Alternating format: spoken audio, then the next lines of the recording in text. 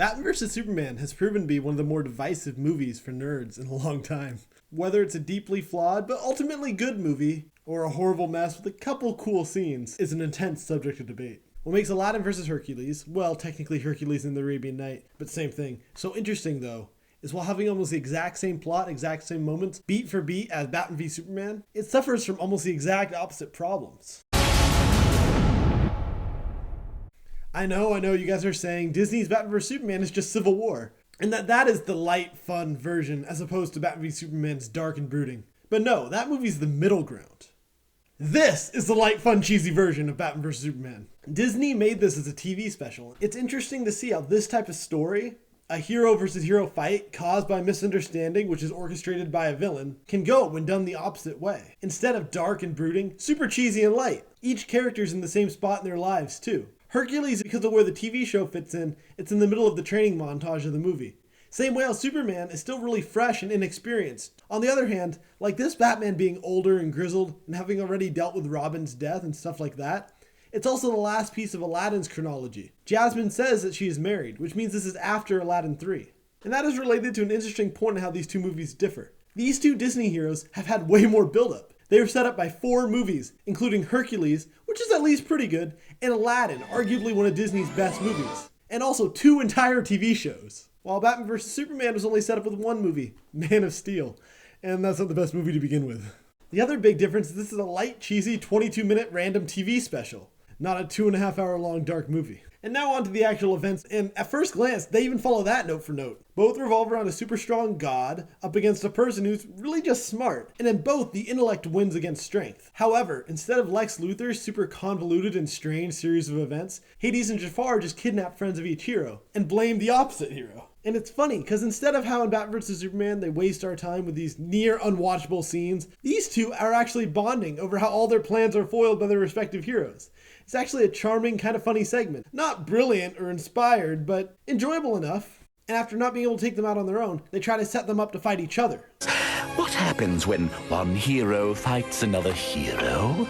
Mayhem, chaos, collateral damage. Nice, but how would that start? What if Aladdin and Hercules were to have some sort of terrible misunderstanding? They would fight until they destroyed each other. In both, the brains beat strength. Just Aladdin does it by figuring it out on the fly, while Batman plans everything. And at the end of the day, Batman is able just to take advantage of the writer's cop-out kryptonite, while Aladdin is forced to do the much more interesting thing. He has to dismantle Hercules by analyzing the way he fights. Aladdin wins by abusing how he always rushes in head-on with all his strength, and, like Batman with the traps, uses his environment to win, both by abusing the fact he can't maneuver through all the hanging sheets, and by going into the crumbling building and making Hercules punch all the walls until it falls down on him. Which, yeah, is kind of childish and cheesy, but it's fun. And then they stop fighting because Hercules says, But let my friend Icarus go. Your friend? Save Martha! Uh-oh, I think there's been a big mistake. Why did you say that name? They then decide to work together and team up against the real bad guy to save whoever was kidnapped. Basically, the scene where they decide to team up is done in both, but the effect the differing tones has is really felt. My mother needs me. Wait. I'll make you a promise. Martha won't die tonight. I thought we'd crush each other. Let's try this again. I'm Aladdin. Hey, I'm Hercules. Good to meet you. Here, the final villain is Jafar, brought back from the dead, but more powerful. Not exactly Doomsday, but remember, Doomsday in this movie was a resurrected clone of Zod. Once again, the villain from the first movie.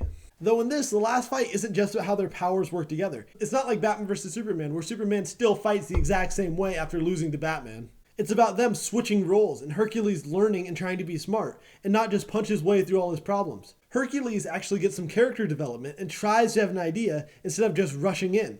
He learns from the fight he had with Aladdin. Sure, his idea he comes up with is the lame kiddie idea where they just switch costumes to trick Jafar, but it's fun enough and they play it for a reveal for the audience too, so overall though, this is an enjoyable little piece of entertainment. Sure, not the strongest thing in the world, but it's also only 20 minutes, so the novelty of watching Hercules and Aladdin running around doesn't wear off. The Hades and Jafar moments get a couple genuine chuckles. Intriguing. May I redecorate? Yeah, sure. What I care. Throw up some drapes. And it's good to see all these characters again in a way that, while it feels a little cheap, does still feel like these characters we know. Batman v Superman is long and dark, and you don't really feel like they're Batman and Superman. And, well, these two similar pieces of entertainment show why dark works sometimes, and sometimes, we like a little cheesy. I know I always say tell me what you thought, but genuinely, tell me what you think of this video and the channel as a whole. And post it on Reddit or whatever if you want to help me out too. You guys really are some of the best fans on YouTube. Anyways, thanks for watching. If you're new here, I hope you stick around.